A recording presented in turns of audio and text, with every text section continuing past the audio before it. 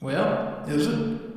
I'm asking you. Ladies and gentlemen, I have played the Smeagol game, and I am still alive to talk about how stupid it is. Going from Zelda into this was like getting thrown out of the window of a five-star hotel and falling directly into a sewer where I now sleep on a pile of rats. Sometimes there are funny bad games like Redfall and Sonic Forces, and then there are sad bad games like Forspoken and Pokemon Scarlet. The Gollum game is a sad bad game. It's a game that makes you increasingly sad the more you play it.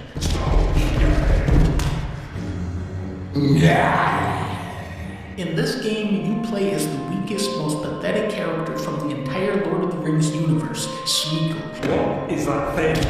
Not a dwarf, not a goblin, too ugly for either of them. A withering, shambling corpse of a creature just barely clinging to life. The whole intro of the game is Smeagol trying to catch a little beetle.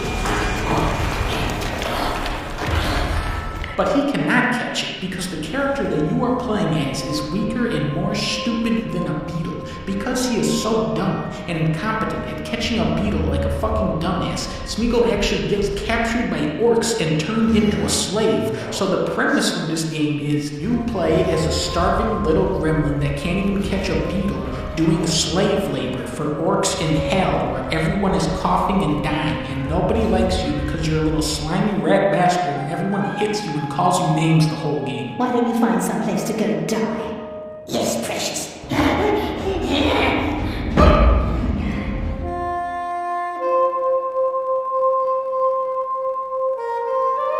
Just at the idea level, this has to be the least fun idea for a game. New objective, go back to your cave. New objective, find something to eat. New objective, take your slave tag. New objective, go to sleep. New objective, follow the frail man. New objective, wait in the line of slaves.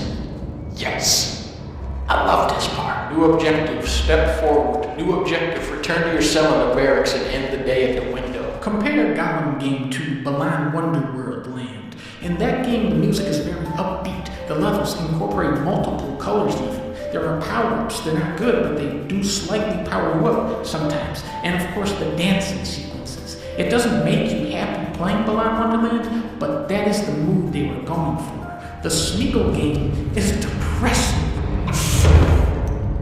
At every turn, you are surrounded by suffering and pain, and there is no hope of redemption or escape. You wake up, do your slave chores, go into the sweltering mines and collect tags from the dead slaves that died of exhaustion, and then waddle back to your cell, and then it fades to black and says, the next day in Comic Sans.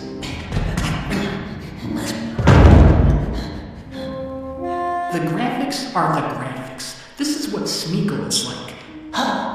I've seen him before.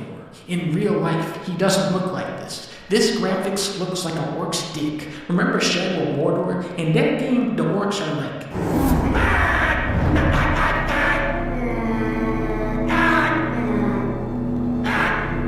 That was funny. This game is not funny. This game is sad. I want to go back to when it was funny, like when they said,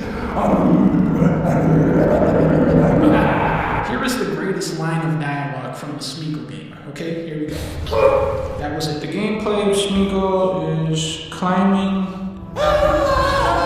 shitty stealth sections, and a bunch of training missions. Gotta have those. There was one stealth part where I got caught by the orcs, which is an immediate game over, but then it kept spawning me into the same spot, so I just kept getting caught in an infinite loop. He's one of Father's rats. Kill him. No, I'm Smeagol. Alright, let's go. What?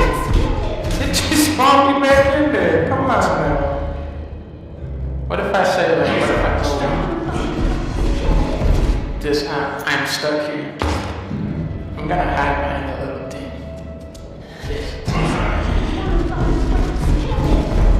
Eventually, I did break free from the orc loop and decided that I wanted to jump on this guy's head and shine on him.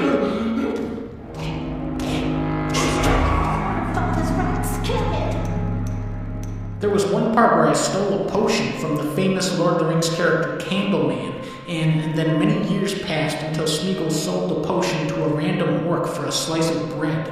I'll give you extra bread for that.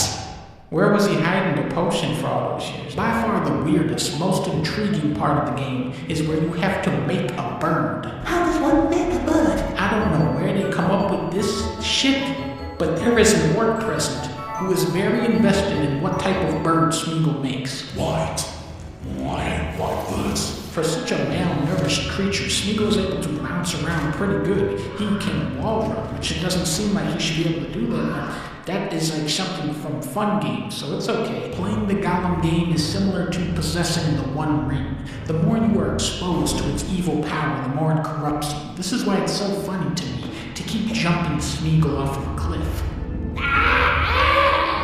Like all high-quality games, the Smeagol game comes with an apology from the developers.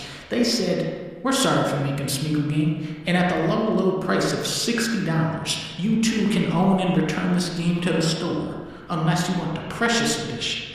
That's $70, like Zelda." Okay, we're gonna kill this guy. What's the token? Get him. Get him, Smeagol. Where is it? Smeagol learned how to stand up. Game over!